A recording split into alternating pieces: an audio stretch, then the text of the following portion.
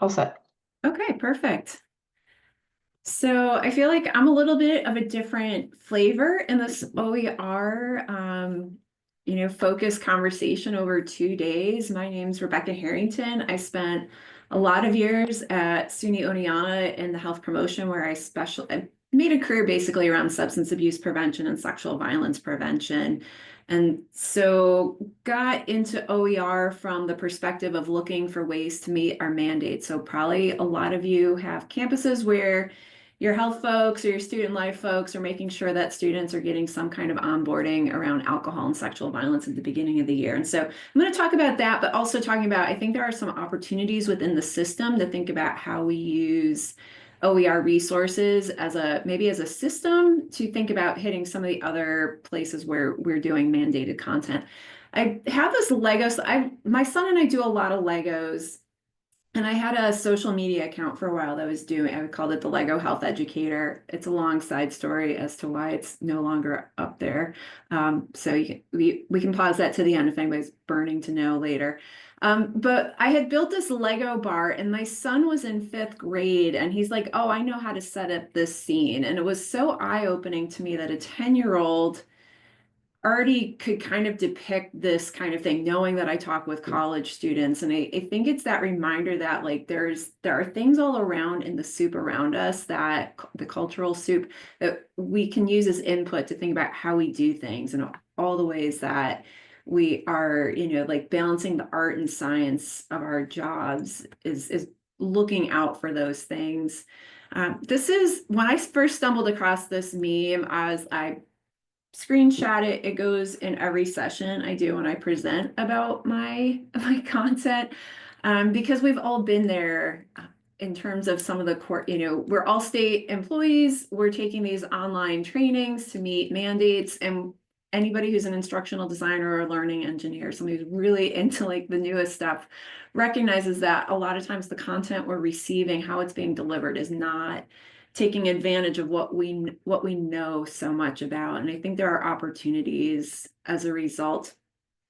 As I was putting my slides together, I realized I had like some big feelings. And my dad was a faculty member at a SUNY school for his whole career. And so I feel like sometimes I have an additional 10 or 15 years of experience on SUNY campuses, because that was the talk at the dinner table, was like what had gone wrong at work for my dad. He was also a department chair, so I've learned those things. And I do accept that like when you grow old on a university campus, there is a curmudgeoning process. So I do sometimes wonder if I'm part of that. But again, we're institutions of higher education. Our literal business is education, and yet there are places on our campus where we're deploying tools that don't use any science of learning. It's just mandate only. My focus of my career has really been sexual assault prevention.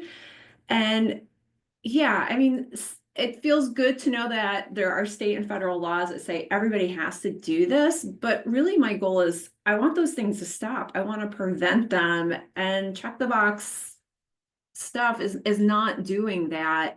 And yet at the same time, how do I pull that into a larger strategy so that the goal of getting these behaviors to stop or reduce is still a part of it? So how do I take that massive online course that I do? So when I was at Oneonta, I had about 1,800 students, freshmen at a go, going through an online course. Here at Delhi, I have about 800 that are going through these courses. Like, how do I use the information so that the time that I do have with them in person, I can keep moving along?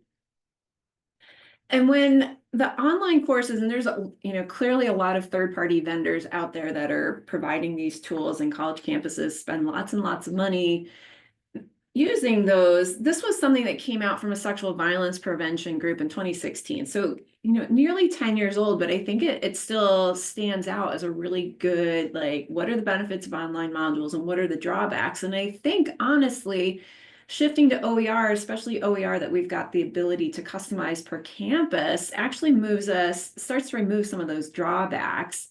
And yes, I don't expect somebody to have like, a moment of like, oh my gosh, I will never blackout drink again as a result of this amazing video I watched. At least I know that I've kind of, in my mind, shored up what are the facts that I need students to know? And then as I have opportunities over the course of the year, what are the conversations I'm having with students? And digging into those deeper things so that I'm thinking of it as a strategy. So this is what some of the content looks like. I use the Open Learning Initiative's Taurus platform to deliver content. So this is a really great platform. If you're not familiar with it, I'm not sure if any of my OLI friends are here in the room. I could talk about them all day. I've built several courses on their platform now, and I've found it to be really easy, get going and jump in. I've shared some of my courses. I mean, obviously all of them are shareable. I've supported other campuses getting up and rolling with them. And this is an example from my Activate course, which is my sexual violence course. And so it's a split screen here. This is really just one long kind of scroll down, but most of my pages are a student from my campus reading a quick script directed at the student. Students do not have to listen to anything. They can just go right to the formative questions. And so we have formative questions on every page so that we're preparing students for an end of module quiz, which is how I keep track of the mandated portion of it. So I wanted to kind of give you this bigger overview. Now this slide is, I've presented alongside some of my colleagues at the Open Learning Initiative, and this is actually their slide that I really love. To think about, moving forward. And again, when we're thinking about the kinds of things that are normally given to learners, whether it's our student learners, our employee learners, we're just kind of given this one delivery. And sometimes done in a way that the person can just initiate the content and it plays while they do other things. We don't really know if that, so when we're thinking about the instructional design of those things, are those really great at all? But what's the data that we're getting back on it? And if the only data we care about is that institution told person X this thing and now we're covered. I mean, I guess if we're thinking about legal mandates, that's easy. But again, I think there's a moral ethical duty that if we've determined that the content that we're delivering is vital, like what are we doing to figure out like what actually is the baseline knowledge of the folks that are doing it? How do we make it better? How do we give them a more tailored experience? If somebody already knows, the dangers of consuming too much alcohol, shouldn't they be given the ability to not have to engage with an extra 10 minutes of content if they already know that information? My job is to just make sure that they know it so that we can move on to the next thing. So I really like how this visualizes that, we're constantly this reiterative improvement, and that's what OER gives us the ability to do because times change and things change. And, in my time working with students in substance abuse, I've seen cannabis legalization, and the messages that we can give to students are different as a result. So if you are not already checking out Taurus, this is what their landing page looks like. It's for students entirely free. We've already got a really great MOU with them. It integrates directly into Brightspace. So when I'm deploying this as mandated content, I'm building a course shell, or my IT folks are building me a course shell, and we're loading in our students. And then there's an LTI that we need system to help us get going. But once you're connected, all of the information that is a summative assessment pushes back to your gradebook, and you're able to use all the tools of your LMS to manage. So like right now with our mandated online orientation, because our students are mandated to complete some substance abuse, fire safety, and sexual assault prevention content. Like I have an intelligent agent just doing a reminder email once a week so that we get students to complete and finish. I began my career with doing this kind of work with Articulate Storyline. And if anybody's familiar with that, the whole like, oh, we found an error, but it's not just a matter of opening up the file and fixing the error. It's opening up the file, fixing the error, publishing it, testing it to make sure everything is still working and functioning, exporting it then as a SCORM file, getting it into your LMS, and so many steps. With Taurus, you just open up the course, you make your fix, you push one button, and it immediately goes out. So I feel like in the past, when I was using Articulate Storyline, somebody like, oh, there's a typo on this slide. And I was like your guts would just kind of fall a few inches deeper into your body. Because you're like, well, that's an hour or two of my life to go fix this one little itty bitty thing. No longer with this program. The other thing too is accessibility is built right into Taurus. Now, certainly you still have to put in all your alt image tags and your media alt tags and those kinds of things, but you're prompted along the way as you add that content. And, I think I'm actually taking a class to challenge myself in parametric design this year. And it's been a while since I've taken on learning a difficult software program. And And I think it's one of those things, like, there's no steep learning curve with Taurus. Like, you can get in, you can get playing. The other campuses that I've helped use Activate, I've actually even just built a little template of like, here's the choices you need to make. If you gather all your information here, and then I can get folks in on a Zoom, and within an hour, I've gotten them to a place where they're comfortable and confident making the edits that they need for it to work on their campus. So highly recommend checking it out if you haven't used it as a tool yet. It's pretty handy. And this is what's so great about it, is all the information you get back. So when you're building in Taurus, you're starting with what you can see up there in the top left corner, learning objectives. So defining sexual assault and rape, I can identify my sub-objectives. And then as I have students starting to take it, I have insights available to me, and I can look at how my formative and summative questions are going. So that bottom table, in the activity column, that's my coding for how I've named all of my questions. So A23 tells me it's an activate, module 2, page 3. If it's a K, it's a knowledge question. If it's an S, it's a scenario question. The type tells me it's a multiple choice question. I tend to use those because I am moving so many students. I don't have the time to do some of the other kinds of questions because of that type of course. But I can see how many attempts there are, how many people like did a first attempt, and then those number additional attempts is people going back because they've gotten it wrong. But I'm getting all this data about my question writing. And so I've circled that 72% because I want to talk about it. I'm going to show you the actual questions on the next slide. So most of those questions, we're getting about an 80%, low 80%. Students are getting it right on the first try. Now, did they know it coming in? I don't know, because this is the first touch I've had with students, but 20% of students are consistently getting those questions wrong. But that one with the 72%, like, what's going on? So again, here's the reiterative improvement in real time. So this slide is actually backwards. So it's the one at the top that actually was getting the 72% right on the first try. And no surprise, we know that students really struggle with questions, which is a not, which is also why it's capitalized in this. So to me, like, that's a question I need to go back and fix or remove, or, come up with another way to get at that same content, because it's clearly tripping up some students.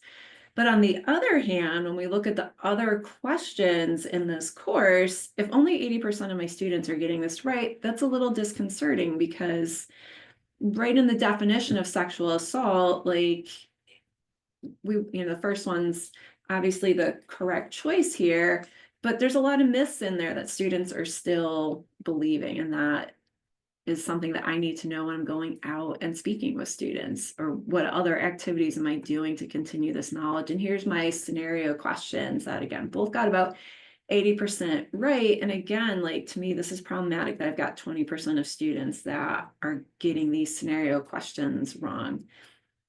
And I have built out my courses so that I'm always doing a couple of knowledge questions and a couple of scenario questions, because I do want to go look for, like, where do students know things and where do they get it wrong? And consent is one of those places where students generally do okay on the factual stuff, but when they start to apply it to a scenario, don't do as well. So I think, if you've got folks that are overseeing mandated mandated courses, like, we need to know, like, for me, there are some things, like, and a good example is there's a 2012 law in New York State that tells campuses that they have to tell students that heroin is bad. And so in my substance abuse course, the way I've made sure that we've met that mandate is my summative questions at the end of each module are built on pools based on the formative questions that the students have already seen. But I have 3 heroin questions, and in my summative assessment, I've got a question pool. Every time that student retakes the quiz, they're going to get a slightly different quiz, but I can ensure that they are always going to get a question on heroin. So anything that I know that I've got a mandate either at a federal or a state or a local level, I have the ability to ensure that I can prove that that student has been given that information, if through nothing else, through the fact that they had to take a quiz. And so I do set passing for my quizzes at 80% so that we are reaching that thing. So, and are there students who just kind of navigate through and they go right to the quiz questions? Yes, but if I've set up my quiz questions to ensure that they're hitting the mandates that we need to mandate, then either I'm proving that A, they already knew that information, so good, check the box, or B, they're going to know it because they failed the question so many times that they eventually have to get to the right question. And so this is kind of where I take it out. So when I made that shift to using OER and having that data through the Taurus platform and previously through the Echo platform, I could get in there and see like, oh, these are the things that are landing really well, and these are the things that are not landing so well. And so then I've been able to use that as a launching point to take information a little bit deeper with students. So FRIES is actually an acronym that Planned Parenthood came up with for consent. And so I've worked with my dining services at both schools that I've worked at since coming up with this program. And we just go do kind of point of sight conversation. But what ends up happening in these kinds of situations is you end up having a lot of conversations with students, and you really drill down to those little nuggets, like how do we have a quick conversation about consent that's meaningful? And it's really good kind of focus group strategy too, right? Like students are like, oh, I don't get that. And you explain it a different way. And now you kind of can go back and rebuild your course in a way that like, oh, like I just assumed everybody would understand it this way. And that's how I wrote it and put it in my course. And now what I'm finding is when I usually using that language with students, it's not landing. And so I have, again, this ability to go and add that information in from my perspective. And again, like on my right, I have some conversations that I go in and do with students. So digging in deeper, the questions that students are not getting correct, those scenario questions, let's bring those to students and have those conversations. You know, drilling coercion versus consent is super important with our students that, you know, they've seen a lot of things on TV. But I think, you know, even for me, like right now, like my campus, we're doing our annual IT training. Like there are things that like, oh, I know this, but then there's ones you're like, oh, I actually didn't know that. And so helping folks get to the conclusion that we want them to get to. And so this is my second to last slide. This is kind of how I think about doing things. I am using my student leaders in videos. I'm working with my interns to help me plan out the content. I'm going out and doing these tabling things because working with students, giving that opportunity to really drill down, how is my message being given so that I can bring that back. But, you know, kind of thinking like all of the ways that we interact with our learners at different levels and kind of these, you know, not classroom-based learning, but also super important to delivering like really great humans out into the world.